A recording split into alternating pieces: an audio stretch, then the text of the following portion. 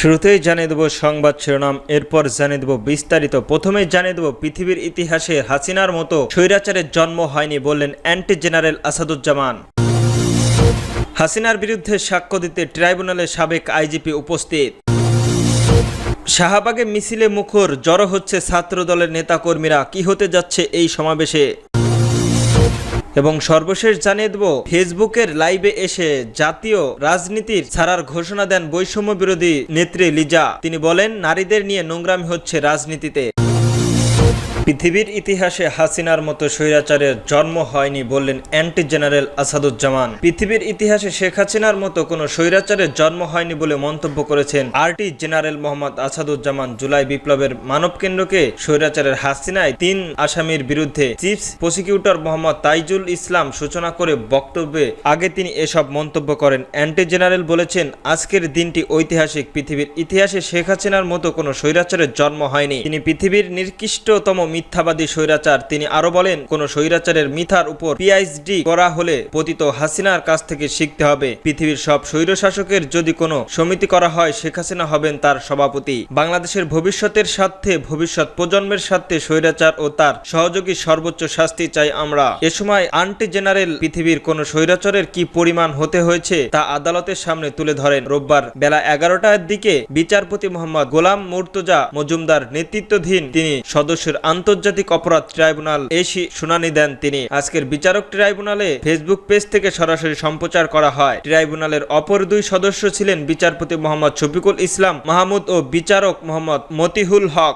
হাসিনার বিরুদ্ধে সাক্ষ্য দিতে ট্রাইব্যুনালে সাবেক আইজিপি হাজির। জুলাই গণ অভ্যুত্থানের সময় সংঘটিত মানবতা বিরোধী অপরাধকে এক মামলায় শেখ হাসিনার আসামিদের বিরুদ্ধে সাক্ষ্য দিতে আদালতে আনা হয় সাবেক আইজিপি চৌধুরী আব্দুল্লাহ আল মামুনকে। রোববার 3 আগস্ট সকাল 10টার দিকে রাজসাক্ষী হওয়া মামুনকে আদালতে আনা হয়। বিচারপতি গোলাম মুর্তজা মজুমদারের নেতৃত্বে 3 সদস্যের আন্তর্জাতিক অপরাধ ট্রাইব্যুনালের একে সাক্ষ্য গ্রহণ অনুষ্ঠিত হবে। এই মামলায় অপরাধের 2 আসামি হলেন সাবেক স্বরাষ্ট্রমন্ত্রী আসাদুজ্জামান খান কামাল ও পুলিশের সাবেক মহাপরিদর্শক চৌধুরী আব্দুল্লাহ আল মামুন, যিনি কিনা রাজসাক্ষী হয়েছিলেন। গত 10ই জুলাইয়ের আনুষ্ঠানিকভাবে অভিযোগের গঠনের আদেশ দেন ট্রাইব্যুনাল। একই সঙ্গে সাবেক আইজিপি মামুন নিজেকে রাজসাক্ষী হিসেবে যে আবেদন করেছে তা মঞ্জুর করেন ট্রাইব্যুনাল। অভিযোগ গঠনের পর এই মামলায় সূচনায় বক্তব্যের জন্য আজকের দীর্ঘ ধার্য করে ট্রাইব্যুনাল। এই দিন মামলার মূল বিষয়বস্তু তুলে ধরা হবে। শনিবার প্রসিকিউটর গাজী এইচ.এম. তামিম জানান, শেখ হাসিনা সহ অন্যান্য আসামিদের বিরুদ্ধে সূচনা বক্তব্য সাক্ষ্য গ্রহণ শুরু হয়েছে রোববার। এই দিন বিচারপতি কার্যক্রম বিটিভিতে সরাসরি সম্প্রচার হবে। শেখ হাসিনা, আসাদুজ্জামান খান ও চৌধুরী আব্দুল্লাহ আল মামুনের বিরুদ্ধে এই মামলার মোট 5টি অভিযোগ আনা হয়। যেসব অভিযোগ শুনানিতে পরে শোনান ট্রাইব্যুনাল। প্রথমে অভিযোগে বলা হয়, গত বছরের 14 জুলাই গণভবনে এক সংসদ সম্মেলনে আন্দোলনকারী ছাত্রছাত্রীদের রাজাকারের বাচ্চা ও রাজাকারের নাতিপুতি বলে উল্লেখ করে উস্কানিমূলক বক্তব্য দেন শেখ হাসিনা। এর পরিপ্রেক্ষিতে আসাদুজ্জামান খান, চৌধুরী আব্দুল্লাহ আল মামুন সহ তৎকালীন সরকারের অন্যান্য কর্তৃপক্ষের প্রচারণা, সহায়তা ও সম্পর্কিত আইন শৃঙ্খলা রক্ষাকারী বাহিনীর সদস্য ও সন্ত্রাস আওয়ামী লীগ মন্ত্রীরা ব্যাপক মাত্রায় পদগতিতভাবে নিরীহ নিরস্ত ছাত্র জনতার উপর আক্রমণ চালায়। গুলি করে 1,500 ছাত্র জনতাকে হত্যা করা হয়। আহত হন প্রায় 25,000। দ্বিতীয় অভিযোগ, হেলিকপ্টার, ড্রোন ও প্রাণঘাতী অস্ত্র ব্যবহারের মাধ্যমে আন্দোলনকারীদের নির্মূল করার নির্দেশ দেন শেখ হাসিনা। তৎকালীন স্বরাষ্ট্রমন্ত্রী ও আইজিপি তাদের নিয়ন্ত্রণাধীন ও আইন শৃঙ্খলা রক্ষাকারীদের বাহিনীদের সদস্যদের মাধ্যমে সেই নির্দেশন কার্যকর করে। মিছিলে মুখর শাহবাগ, জড়ো হচ্ছে ছাত্র দলের নেতাকর্মীরা। জুলাই আগস্ট গণ অভ্যুত্থানের বছর পূর্তি উপলক্ষে রাজধানী শাহবাগের মোড়ে আয়োজিত ছাত্র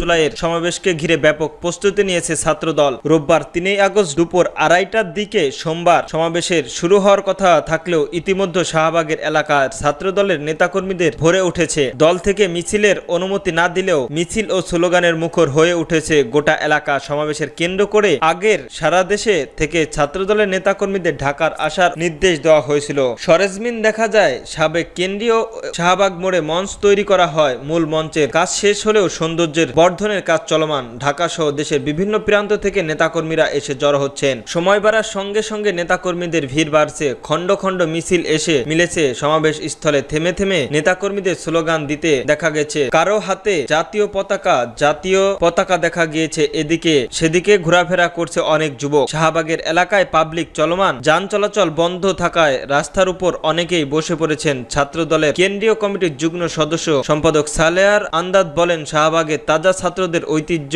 ছাত্র সমাজের অনুষ্ঠিত হবে। শাহবাগের অতীতে যত রাজনৈতিক ও ছাত্র সমাজ হয়েছে, সবচেয়ে বড় ছাত্র সমাজের ছাত্রদল আজ উপহার দেবে। তিনি আরো বলেন, সমাজকে সমাবেশের অত্যন্ত গুরুত্বপূর্ণ, কারণ বাংলাদেশের গণতান্ত্রিক ধারাকে গত 17 বছর ধরে অব্যাহত করা হয়েছিল। তরুণরা নিজেদের জীবনের বিনিময়ে খুনি শেখ হাসিনাকে বিতাড়িত করেছে। সেই তরুণদের ঐক্যবদ্ধ অংশগ্রহণের মাধ্যমে আজকের সমাবেশকে সফল করব। কয়েক লক্ষাধিক নেতাকর্মী এই সমাবেশে যোগ দেন। ফেসবুকে লাইভে এসে রাজনীতি ছাড়ার ঘোষণা দিলেন বৈষম্য বিরোধী নেত্রী লিজা। চট্টগ্রামে বৈষম্য বিরোধী ছাত্র আন্দোলনের সাবেক মুখপাত্র ফাতেমা খান লিজা ফেসবুকে লাইভে এসে রাজনীতি ছাড়ার ঘোষণা দিয়েছেন। শুক্রবারের রাতে দেওয়া এক ভিডিও বার্তায় তিনি অভিযোগ করেন, নারী নেত্রীদের বিরুদ্ধে পরিকল্পিতভাবে নোংরামি ও কুৎসিত রটিয়ে তাদের রাজনীতি থেকে মাইনাস করার অপচেষ্টা চালানো হচ্ছে। লাইভে আবেগঘন কণ্ঠে লিজা বলেন, আমার দ্বারা আর রাজনীতি করা সম্ভব নয়। আমি বোঝাতে পারবো না চট্টগ্রামের মেয়েদের নিয়ে কতটা নোংরামির কাজ করা হয়, তাদের কতটা ব্যক্তিগতভাবে আক্রমণ করা হয়। কে করে এইসব? আমাদের নিজেদের মানুষই করে। তিনি আরো বলেন, চট্টগ্রামের এই সময় অনেক মেয়ে রাজনীতি ছিল, তারা আজ হারিয়ে গিয়েছে। আজ আমাকে নিয়ে নোংরামি করতে শুরু হয়েছে। শুধু আমাকে মাইনাস করার জন্যই একের পর এক বাজে বয়ান তৈরি করা হচ্ছে। আমরা যারা বড় ভাই যার নেতৃত্ব দিয়েছেন, প্লিজ এইসব বন্ধ করুন। মেয়েদের নিয়ে এই নোংরামি থামান। নিজেদের বিদায়ের কারণের ব্যাখ্যা করে লিজা বলেন, চট্টগ্রামের কিছু সংখ্যক লোক মানুষের স্বার্থের কাছে, আমাদের চাওয়া পাওয়া কাছে আমাদের রাজনীতি হারিয়ে গিয়েছে। আন্দোলনের মুখোশারিত থাকা অনেকেই হারিয়ে গিয়েছে। এখন বলতে গেলেও অনেকেই আর নেই। অভিযোগ করেন, কিছু ভাই বিরাদার কেন্দ্রীয়র সঙ্গে লিজোর করে চট্টগ্রামের একটার পর একটা কোরাম বানিয়েছে। এরপর দায় নিতে হবে। লাইভের পুরোটা জুড়েই ছিল লিজার স্পষ্ট ও সাহসী ব্যক্তিগত কষ্ট এবং রাজনীতিতে নারীদের প্রতি বৈষম্যের বিষয়গুলি তিনি বারবার তুলে ধরেন। শেষ পর্যন্ত আবেগঘন সংগ্রহণ না করে তিনি বলেন, আমার দ্বারা সত্যি আর রাজনীতি করা সম্ভব না। এই ঘটনার পর লিজার ফেসবুক পোস্ট এবং লাইভ বিভিন্ন ভিডিও ব্যাপক প্রতিক্রিয়া দেখা গিয়েছে। অনেকেই তার সাহসের প্রশংসা করেছে এবং আবার কেউ তীব্র আলোচনা করেছে।